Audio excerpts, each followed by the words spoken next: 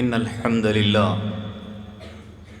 نحمده ونستعينه ونستغفره ونعوذ بالله من شرور أنفسنا وسيئات أعمالنا من يهده الله فلا مضل له ومن يضلل فلا هادي له وأشهد أن لا إله إلا الله وحده لا شريك له وأشهد أن محمدًا عبده ورسوله أما بعد فإن خير الحديث كتاب الله وخير الهدي هدي محمد صلى الله عليه وسلم وشر الأمور محدثاتها وكل محدثة بدعة وكل بدعة ضلالة وكل ضلالة في النار وكما قال عليه الصلاة والتسليم أعوذ بالله من الشيطان الرجيم بسم الله الرحمن الرحيم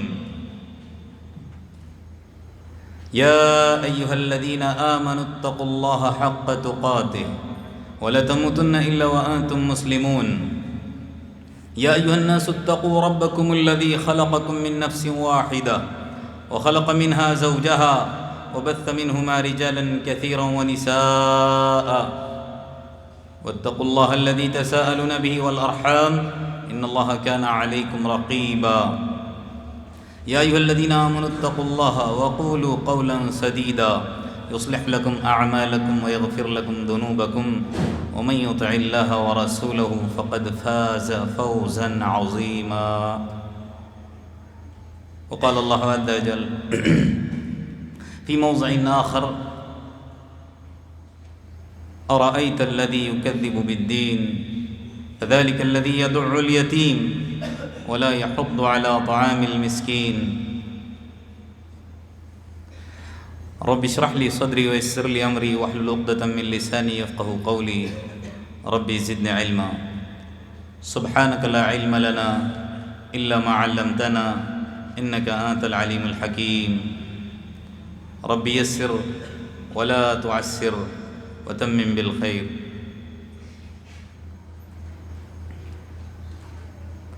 حاضرین جمعہ، پردہ نشین خواتین اور پیارے بچوں، ہر طرح کی کبریائی، بڑائی، بزرگی، حمد و ثنا، عظمت و جلالت، شان و شوکت ایک اللہ وحدہ لا شریک کے لیے ہی لائق اور زیبا ہے۔ درود ہو، سلام ہو تمام انبیاء علیہم السلام پر، خصوصاً سارے نبیوں کے سردار، ساری انسانیت کے سردار حضرت محمد صلی اللہ علیہ وسلم پر، آپ کے بعد آپ کے اصحاب، آپ کی آل، تابعین اور تبع تابعین پر۔ اس مختصر سی حمد اور درود کے بعد میں نے سورۃ الماعون کی ابتدائی 3 آیتوں کو آپ کے سامنے تلاوت کیا ہے۔ انہی آیات کی روشنی میں غم خواری، ہمدردی، غم گساری، اس عنوان پر چند باتیں عرض کرنے کی کوشش کروں گا۔ اللہ تعالیٰ سے دعا ہے جتنی باتیں میں عرض کروں سب سے پہلے ان باتوں پر مجھے عمل پیرا کرے، اور ساتھ میں آپ حضرات کو بھی، آمین یا رب العالمین۔ حضرات، اللہ تبارک و تعالیٰ نے اس آیت کریمہ کے اندر جو 3 آیات میں نے سورۃ الماعون کی بیان کی ہیں، ان آیات کی روشنی میں کچھ باتیں عرض کروں۔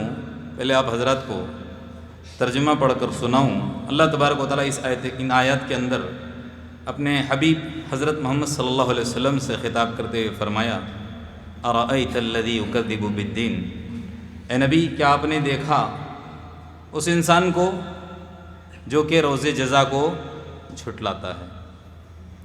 فذلک الذی یدع الیتیم، در حقیقت وہ انسان وہی ہے جو یتیموں کو بھی کیا کرتا ہے، دھکے دیتا ہے۔ ولا يحض على طعام المسکین، دھکے تو دیتا ہی ہے، لوگوں کو مسکین کو کھلانے پر ابھارتا بھی نہیں ہے اور لوگوں کو ترغیب بھی نہیں دیتا۔ ان آیات کے اندر دو باتیں شروع کی۔ ایک تو جو بات بیان کی ہے اللہ تبارک و تعالیٰ نے، اس میں کافر کی مذمت، اس کی برائی کو بیان کیا گیا ہے۔ کیا مطلب؟ اے نبی آپ نے کیا نہیں دیکھا کہ جو روز جزا کو جھٹلاتا ہے، قیامت کے دن کون جھٹلاتا ہے؟ قیامت کے دن کو صرف کافر اور کافر ہی جھٹلاتا ہے، اس کے علاوہ کوئی اور نہیں جھٹلا سکتا۔ ایمان کے ارکان کے اندر ایک رکن کیا ہے؟ قیامت کے دن پر ایمان ہے۔ ہاں یاد رکھ لیجئے، اگر کوئی انسان قیامت کا انکار کرتا ہے وہ مومن وہ مسلم نہیں ہو سکتا۔ تو جو بات بیان کی گئی ہے وہ کیا ہے؟ شروع میں اے نبی کیا آپ دیکھتے نہیں ہو، کیا آپ نے دیکھا نہیں کہ ایک انسان جو روز جزا کو جھٹلاتا ہے، قیامت کے دن کو جھٹلاتا ہے، در حقیقت آگے اس آیت سے جوڑ کر کیا کہا؟ یدع الیتیم، وہ مسکینوں کو، یتیموں کو کیا کرتا ہے؟ دھکے دیتا ہے۔ مطلب یہ ہے جس انسان کے پاس زندہ دل نہیں ہوتا، جو یتیموں پر رحم نہیں کرتا، جو مسکینوں کا درد نہیں سمجھتا، اپنے پاس ہوتے ہوئے ان کا ساتھ نہیں دیتا، اس کے تعلق سے اللہ تبارک و تعالیٰ نے کیا کہا؟ روز جزا کو جھٹلانے والے کے برابر ہے۔ بات سمجھ میں آ رہی؟ کیا کہا؟ کافر ہے وہ انسان جو قیامت کے دن کو جھٹلاتا ہے، در حقیقت وہی ہے جو یتیموں کو بھی کیا کرتا ہے؟ دھکے مار کر بھگاتا ہے۔ یتیموں پر، مسکینوں پر، معذوروں پر، بیماروں پر، تکلیف زدہ پر جو رحم نہیں کرتا، اللہ کے رسول صلی اللہ علیہ وسلم نے اللہ کے کلام کو پڑھ کر سنایا، در حقیقت وہ اس کے برابر ہے۔ آگے کیا فرمایا؟ اگر میرے اور آپ کے پاس نہیں ہے کچھ کسی کو دینے کے لیے، اگر میرے پاس آپ کے پاس کسی کو دینے کے لیے کچھ نہیں ہے، کسی یتیم کو دینے کے لیے، کسی مسکین کو دینے کے لیے، کم از کم اتنا تو ہم کر سکتے ہیں کہ لوگوں کو جس کے پاس ہے اس کو دینے پر ابھار تو سکتے ہیں۔ لیکن اللہ تبارک و تعالیٰ کہہ رہا ہے کہ یہ ایسا انسان ہے روز جزا کو جھٹلانے کے ساتھ ساتھ، یتیموں کو دھکا دینے کے ساتھ ساتھ، یتیموں کو دینے پر ابھارتا بھی نہیں ہے۔ در حقیقت غمخواری، ہمدردی، یہ کیا ہے پتہ ہے؟ اللہ کے رسول صلی اللہ علیہ وسلم نے اس حدیث کے اندر بیان کیا۔ غمخواری کی مثال، ہمدردی کی مثال، ایک دوسرے سے الفت اور محبت کی مثال اللہ کے رسول صلی اللہ علیہ وسلم نے اس حدیث کے اندر بیان کی ہے۔ وہ حدیث کیا ہے؟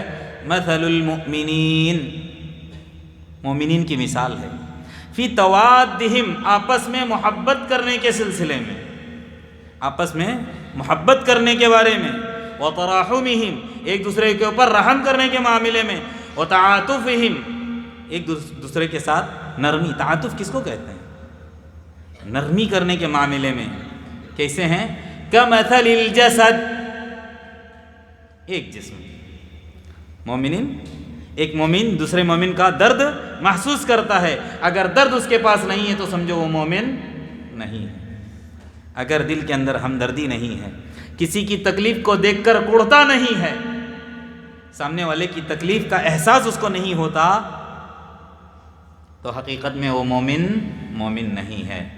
مومن کی مثال اللہ کے رسول نے کہا آپس میں محبت کرنے کے معاملے میں ہو، آپس میں رحم کرنے کے معاملے میں ہو، آپس میں نرمی کرنے کے معاملے میں ہو، کمثل الجسد، ایک جسم ہے، اذا اشتکى عضو تداعى له سائر الجسد، بدن کے کسی حصے کو اگر تکلیف ہوتی ہے، درد محسوس ہوتا ہے تو کیا ہوتا ہے؟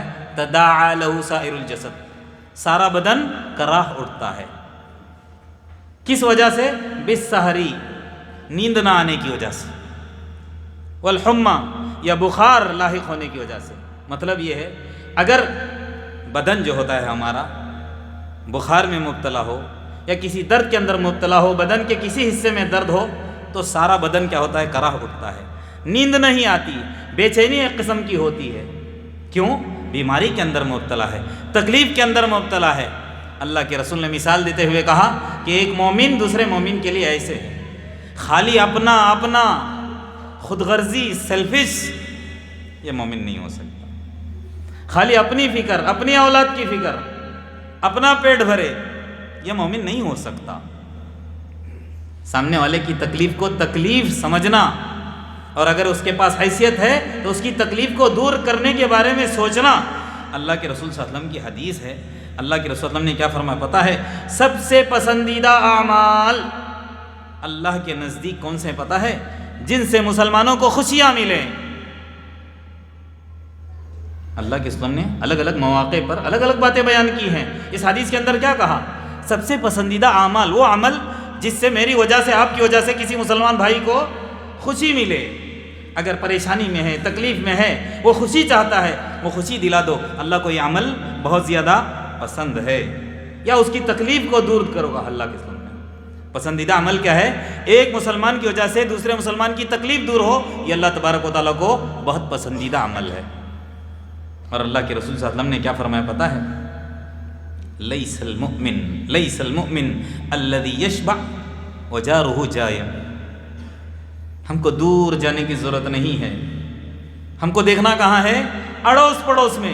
ہم کو دیکھنا کہاں ہے؟ جس کے ساتھ ہم روزانہ اٹھتے بیٹھتے ہیں۔ میں خوشحال ہوں، لیکن میری جس کے ساتھ دوستی ہے وہ پریشانی میں ہے۔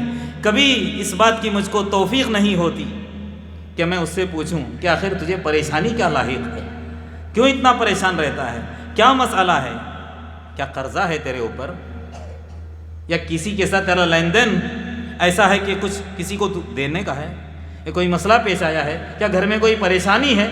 یا میں دور کی بات نہیں کر رہا ہوں، جن کے ساتھ ہم روزانہ اٹھتے بیٹھتے ہیں۔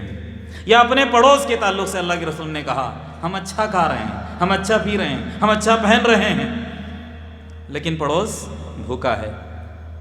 پڑوس میں بچے پھٹے پرانے کپڑے پہن رہے ہیں، پڑوسی تکلیف میں ہیں، بارش کے دنوں میں ان کی چھت ٹپکتی ہے، لیکن دوسرے پڑوسی کو اس بات کی فکر نہیں ہے کہ اس کے گھر میں ہو کیا رہا ہے۔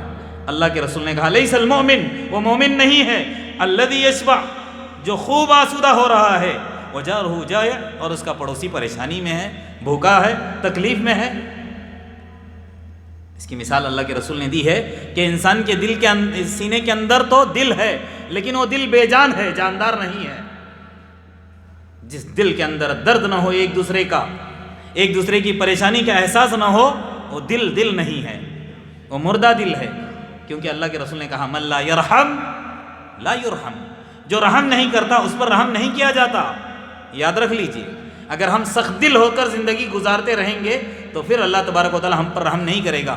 ہو سکتا ہے دنیا کے اندر رحم ہو، کیونکہ دنیا میں اللہ تبارک و تعالی کافرین، مشرکین، یہود، نصارہ سب پر رحم کرتا ہے، کیونکہ رحمان کی صفت ہی ایسی ہے جو دنیا اور آخرت کو ملی ہوئی ہے۔ لیکن آخرت کے اندر اگر ہم چاہتے ہیں کہ اللہ ہمارے اوپر رحم کرے، تب تو ہم کو مومن بننا ہی پڑے گا، ورنہ وہاں رحم کی بھیک مانگیں گے، رحم نہیں کیا جائے گا، سخت دل رہیں گے۔ تو کہا جاتا ہے کہ من لا یرحم لا یرحم، جو رحم نہیں کرتا اس پر رحم نہیں کیا جاتا۔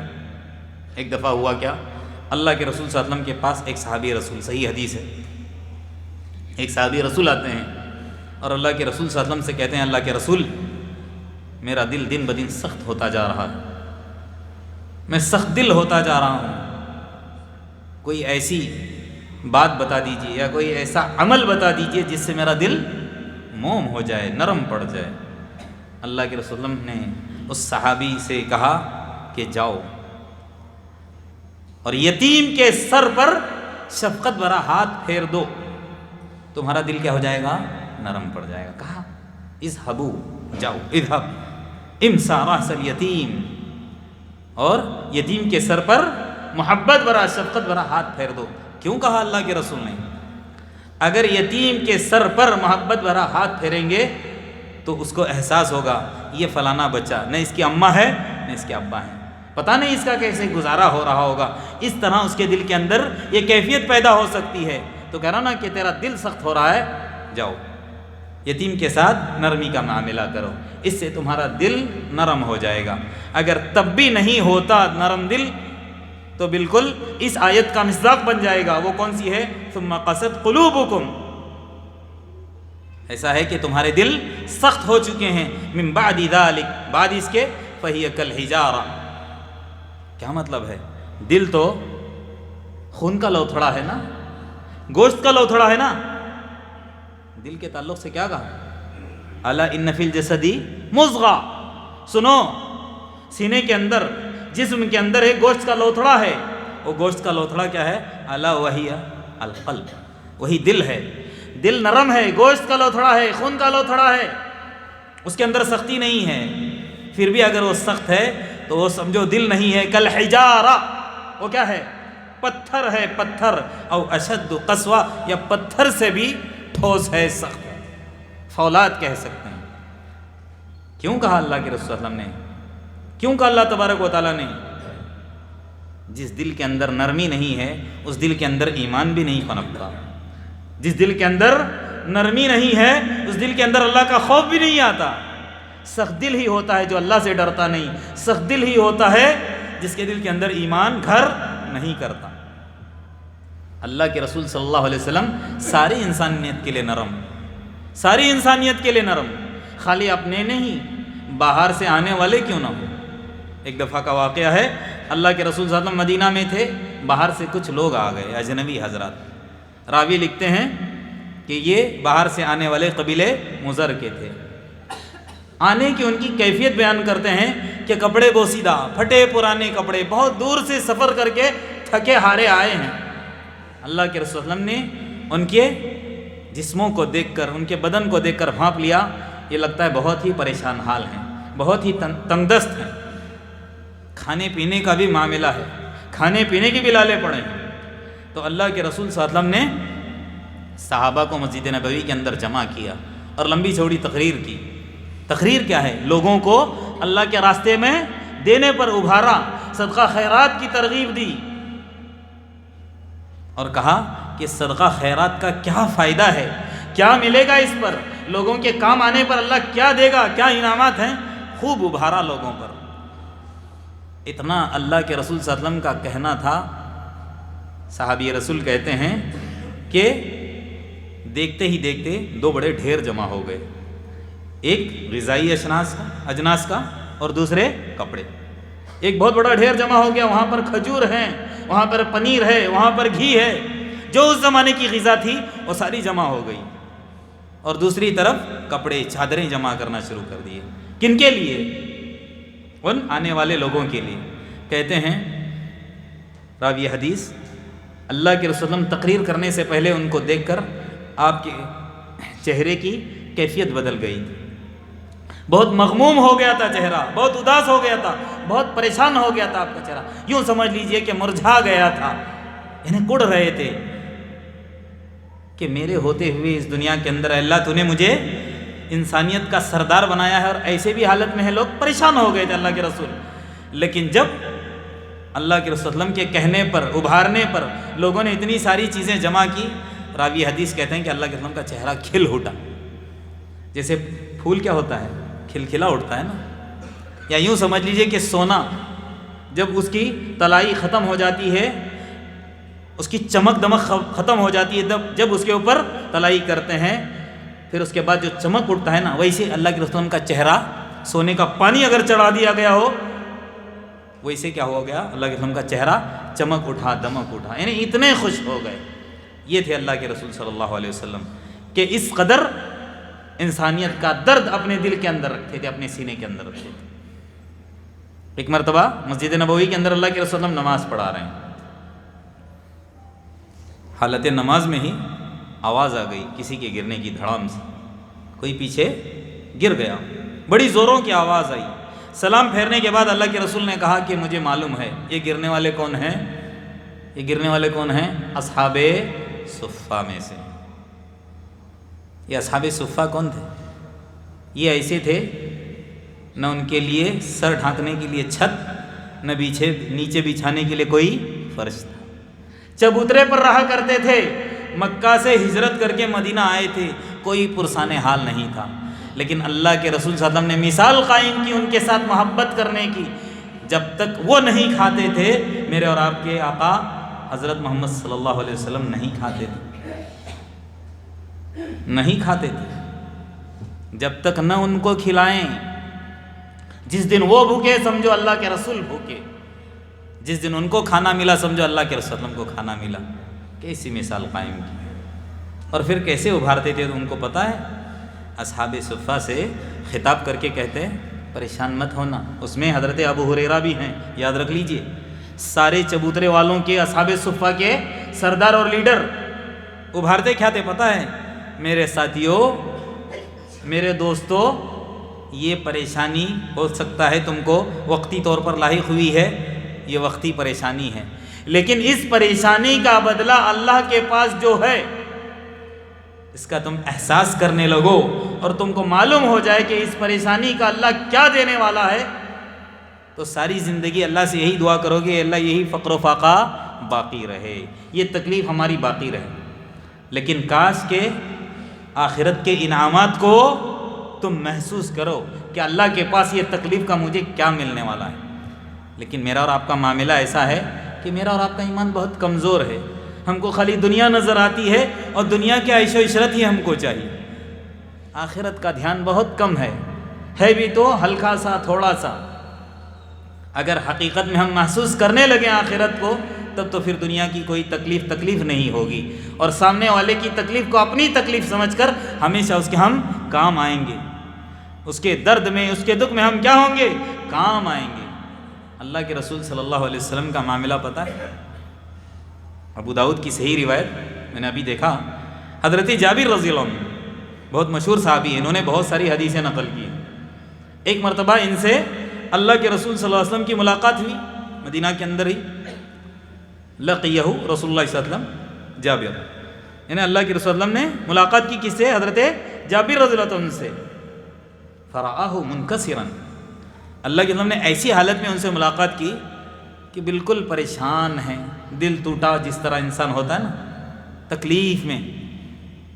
اللہ کے رسول نے جب ان کو دیکھا فوراً پوچھا، یا جابر کیا ماجرا ہے؟ مالی، مجھے کیا ہو گیا ہے؟ رأیت منکسر القلب، میں تو تجھے ایسی حالت میں دیکھ رہا ہوں کہ تمہارا دل ٹوٹا ہوا ہے، کیا پریشانی ہے؟ کیا ہوا کیا ہے تجھے؟ میرے لاڈلے ساتھی بتا دے۔ تب حضرت جابر رضی اللہ عنہ نے کہا اللہ کے رسول سے، ان ابی استشہد، میرے ابا اللہ کے راستے میں شہید کر دیے گئے۔ میرے ابا کی شہادت کی مجھے پریشانی نہیں ہے، یہ تو خوشی کی بات ہے کہ وہ اللہ کے راستے میں شہید ہو گئے، ان کی جان قربان ہو گئی۔ لیکن پریشانی کیا ہے پتہ ہے؟ وہ تو چلے گئے، لیکن ان کے اوپر جو قرضہ تھا بہت بڑا تھا، وہ بوجھ میرے اوپر آ گیا۔ اور مزید برآں یہ ہے کہ 9 بہنیں اپنے پیچھے چھوڑ گئے ہیں، میری 9 بہنیں ہیں، سارا عیال کنبہ ان کی ذمہ داری میرے اوپر ہے، اور میری اتنی بڑی کمائی نہیں ہے، اسی لیے میں پریشان ہوں۔ تو اللہ کے رسول اللہ کیسے ان کو دلاسا دیتے ہیں، دیکھیں، یہ نہیں کہا پریشان مت ہونا، باہر سے آیا ہوا سامان تجھ کو دے دیتا ہوں، بہنوں کو کھلانا، خوش رہنا، قرضہ ادا کرنا، ایسا نہیں، بلکہ ان کو دلاسا کیا دیتے ہیں؟ اللہ کے رسول صلی اللہ علیہ وسلم اس صحابی رسول سے کہتے ہیں، حضرت جابر رضی اللہ عنہ سے، کیا تجھے اس بات کی میں بشارت نہ دوں، اس بات کی خوشخبری نہ دوں کہ اللہ تبارک و تعالی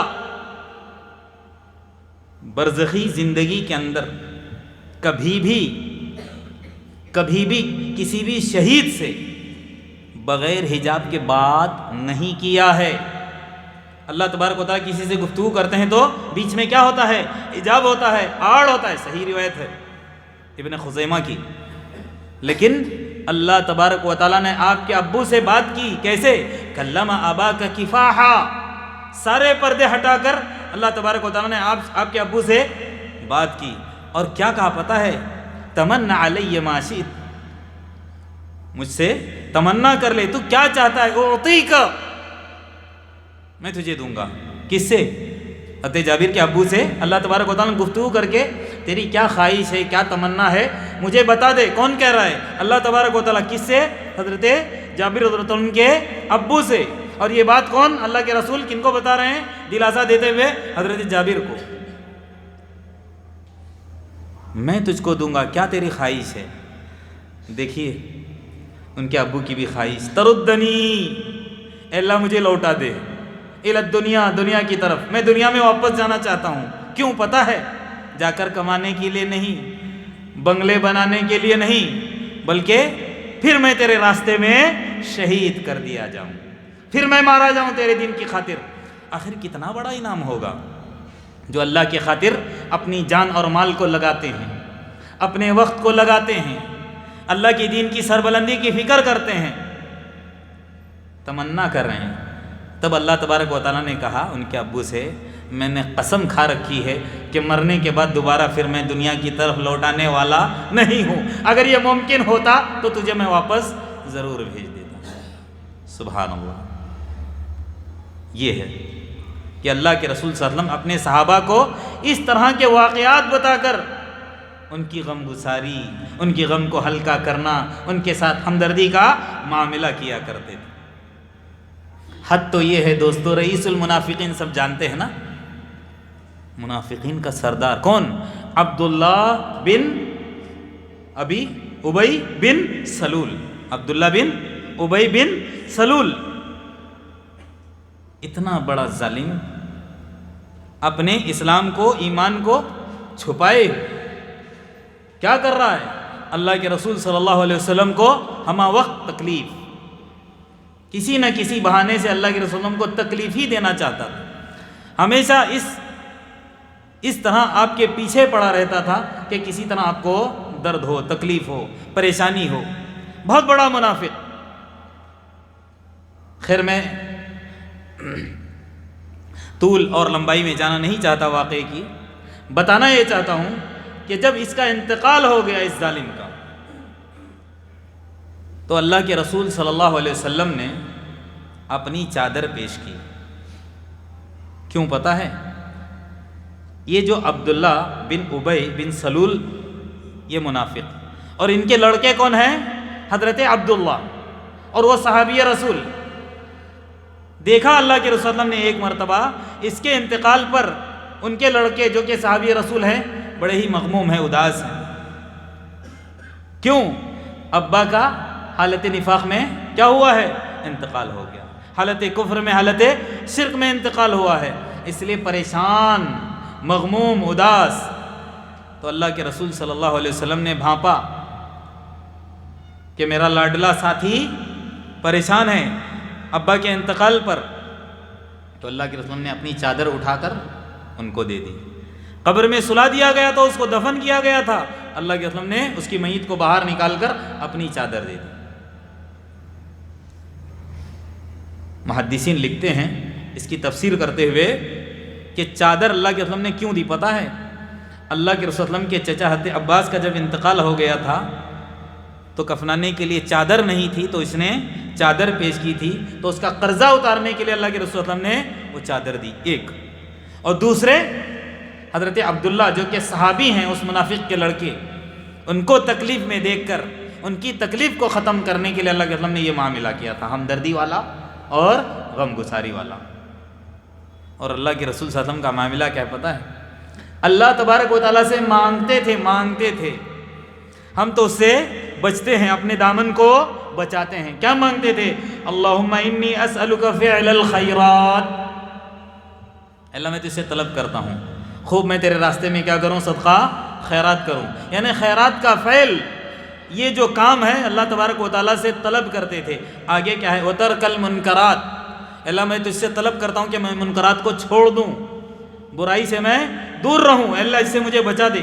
آگے کیا ہے؟ اصل یہ بتانا ہے. وحب المساکین، اے اللہ میرے دل کے اندر مسکینوں کی، یتیموں کی، بیماروں کی، پریشان حال کی، غمزدہ کی، تکلیف میں مبتلا لوگوں کی محبت میرے دل کے اندر ڈال دے، تاکہ میں ان کے کام آ جاؤں، ان کی تکلیف ختم ہونے کا میں ذریعہ بنوں، باعث بنوں. اور آگے وَأَن تَغْفِرَ لَنَا أَجْمَعِينَ، اللہ ہم ساروں کی تو کیا کر دے؟ مغفرت کر دے. یہاں تک کہ مسلم کی روایت ہے، ایک دو باتیں بیان کر کے اپنی بات ختم کرتا ہوں۔ ایک مرتبہ اللہ کے رسول نے کیا کہا؟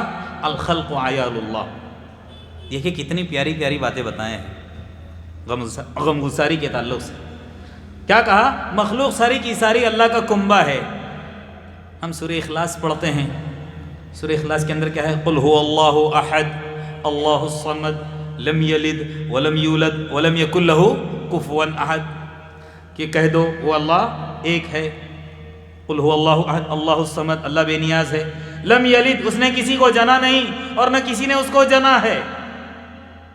ولم یکن لہ کفوا احد، اس کے برابر کوئی نہیں۔ یہاں یہ بتایا گیا، اور روایت کیا کہتی ہے؟ الخلق عیال اللہ، ساری مخلوق اللہ کی کنبہ ہے، خاندان ہے۔ مطلب اللہ نے ان کو جنا نہیں ہے۔ اللہ تبارک و تعالیٰ نے ساری مخلوق کی نسبت اپنی طرف اللہ کے رسول اللہ کی زبانی کی ہے کہ ساری کی ساری مخلوق جن کو میں نے پیدا کیا ہے، یوں سمجھو یہ میرے خاندان والے ہیں، تو لہٰذا ان کے ساتھ محبت کا معاملہ کرنا، ہمدردی کا معاملہ کرنا، غم گساری کا معاملہ کرنا، ان کی تکلیف میں کام آنا، گویا اللہ تبارک و تعالیٰ کے ساتھ خیر خواہی کے برابر ہے۔ کیونکہ کیا کہا؟ الخلق عیال اللہ، مخلوق اللہ کا کنبہ ہے، اور وہ شخص اللہ کو بہت زیادہ محبوب ہے جو اس کے کنبے کے لیے زیادہ مفید ہو۔ کہا اگر ہم کسی مخلوق کے درد اور تکلیف کے زائل ہونے کا، اس کو ختم کرنے کا ذریعہ بنیں گے تو یہ چیز اللہ تبارک و تعالیٰ کو بہت زیادہ پسند ہے۔ اور ایک جگہ اللہ کے رسول نے کیا کہا؟ لوگوں میں سے اللہ کے یہاں سب سے زیادہ پسندیدہ وہ انسان ہے انفعہم للناس، جو لوگوں کو بہت زیادہ فائدہ پہنچانے والا ہو۔ اور یہاں تک کہا اللہ کے رسول صلی اللہ علیہ وسلم نے، ایک انسان جاتا ہے کسی کی ضرورت کو پورا کرنے کے لیے، کوئی دوست فون کرتا ہے کہ فلانی فلانی میری ضرورت ہے، اس کی ضرورت پورا کرنے کے لیے، یا کسی بھی اللہ کے بندے کی ضرورت کو پورا کرنے کے لیے بندہ نکلتا ہے، یہاں تک کہ اس کی ضرورت پوری ہو جاتی ہے، اللہ کے رسول صلی اللہ علیہ وسلم فرماتے ہیں اللہ تبارک و تعالیٰ اس بندے کو ثابت قدم رکھے گا اس دن جس دن ساروں کے قدم ڈگمگائیں گے، یعنی کہ روز قیامت۔ کتنی بڑی بات ہے یہ کہ کسی کے کام آنا، کسی کی ضرورت کو پورا کرنا، کہ ہولناکی والے دن میں بھی اللہ تبارک و تعالیٰ کا ساتھ ہوگا۔ اور یہاں تک کہ اللہ کے رسول صلی اللہ علیہ وسلم ایک مرتبہ ایک مجلس میں تھے تو اللہ کے رسول صلی اللہ علیہ وسلم نے اپنے صحابہ سے سوالات کیے، بس یہ آخری روایت ہے۔ 4 سوالات اللہ کے رسول صلی اللہ علیہ وسلم نے کیے، اور وہ 4 سوالات اس کے مطابق اگر ہمارا دن گزرے گا تو سمجھ لیجئے کہ ہمارے لیے جنت پکی ہے۔ ایک مرتبہ اللہ کے رسول صلی اللہ علیہ وسلم نے سوال کیا اپنے صحابہ سے، آج کس نے جنازے میں شرکت کی ہے؟ حضرت ابوبکر رضی اللہ عنہ نے کہا میں نے جنازے میں شرکت کی ہے۔ پھر سوال کیا آج کس نے بھوکے کو کھانا کھلایا؟ جواب پھر وہی آیا حضرت ابوبکر رضی اللہ عنہ کا، آج میں نے ایک بھوکے کو کھانا کھلایا ہے۔ پھر سوال کیا اللہ کے رسول نے، آج اللہ کی رضا کے لیے کس نے روزہ رکھا؟ فرض روزے کی بات نہیں ہے، نفل روزے کی بات ہے۔ پھر کہا کہ آج میں روزے سے ہوں اللہ کے رسول، اور اللہ کی رضا کی خاطر میں نے روزہ رکھا ہے۔ پھر چوتھا سوال اللہ کے رسول نے کہا کہ آج کس نے کسی بیمار کی عیادت کی ہے؟ حضرت ابوبکر رضی اللہ عنہ نے پھر یہی جواب دیا کہ ہاں آج میں نے فلانے مریض کی عیادت کی تھی، میں اس کے پاس گیا تھا۔ اللہ کے رسول نے کہا یہ 4 چیزیں اگر کسی کے پاس جمع ہوں تو اس کے لیے جنت کی بشارت ہے، خوشخبری ہے، لے لو، اس کے لیے جنت پکی ہے۔ یہ جو صفات بیان کی جا رہی ہے نا، یہ مومن کے اندر ہی ہوتی ہے۔ جو مومن نہیں ہوتا اس کے اندر یہ صفات نہیں آ سکتی، کیونکہ بات ہی ایسی ہے۔ ایک کافر کے اندر، ایک مشرک کے اندر، ایک سخت دل کے اندر اس طرح کی صفات نہیں آ سکتی۔ کیوں؟ اللہ کے رسول صلی اللہ علیہ وسلم نے، قرآن کی آیات نے صاف صاف بتا دیا ہے کہ مومن ایسا ہوتا ہے، مومن کے اندر یہ صفات ہوتی ہے۔ اگر ذرا برابر ہٹ کر ہے تو پھر وہ مومن پکا نہیں ہو سکتا۔ کیوں؟ اللہ کے رسول صلی اللہ علیہ وسلم نے بشارتیں دی ہیں۔ بس آخر میں اللہ تبارک و تعالیٰ سے یہی دعا ہے، جتنی باتیں ہم کہتے ہیں، سنتے سناتے ہیں، اس کے مطابق اللہ تبارک و تعالیٰ مجھ کو اور آپ کو عمل کرنے کی توفیق عطا فرمائے۔ اللہ تبارک و تعالیٰ مجھ کو اور آپ کو غم گسار، ہمدرد بنا دے، لوگوں کے کام آنے والا بنا دے۔ اللہ تبارک و تعالیٰ مجھ کو اور آپ کو ذریعہ بنا کر پریشان حال کی پریشانیوں کو دور کرے۔ اللہ تبارک و تعالیٰ مجھ کو اور آپ کو دین کا صحیح فہم، صحیح سمجھ عطا کرے، ہمارے دلوں کو نرم کر دے، ہمارے دلوں کی سختی کو اللہ تبارک و تعالیٰ ختم کر دے، ہمارے ایمان کے اندر تقویت پیدا کرے، ہمارے ایمان کی کمزوریوں کو دور کر دے، اخلاص للہیت میرے اور آپ کے اندر پیدا کرے۔ کوئی بھی ہم عمل کریں اللہ تبارک و تعالیٰ اس کے اندر اخلاص پیدا کرے، دکھاوے سے، نام و نمو سے اللہ تبارک و تعالیٰ میرے اور آپ کی حفاظت فرمائے۔ جو پریشان حال ہیں اللہ تبارک و تعالیٰ ان کی پریشانیوں کو دور کرے۔ جو بن بیاہی بچیاں ہیں ان کے بہترین جوڑ کا انتظام فرمائے۔ جو ناجائز مقدمات کے اندر ماخوذ ہیں اللہ تبارک و تعالیٰ غیب سے ان کی خلاصی کے فیصلے فرمائیں۔ جو بیمار ہیں اللہ تبارک و تعالیٰ ان کو صحت عاجلہ کاملہ دائمہ مستمرہ نصیب کریں۔ جو مقروضین ہیں اللہ تبارک و تعالیٰ ان کے قرضوں کی ادائیگی کی غیب سے شکلیں صورتیں پیدا کرے۔ اللہ تبارک و تعالیٰ جب تک مجھ کو اور آپ کو زندہ رکھے ایمان پر رکھے، جب ہماری موت آئے اللہ تبارک و تعالیٰ ایمان پر ہماری موت آئے، آمین۔ وآخر دعوانا الحمدللہ رب العالمین۔ بارک اللہ لی ولکم فی القرآن العظیم ونفعنی وإیاکم بما فیہ والآیات والذکر الحکیم۔ اقول قولی ھذا واستغفر اللہ لی ولکم ولسائر المسلمین من کل ذنب فاستغفروہ انہ ھو الغفور الرحیم۔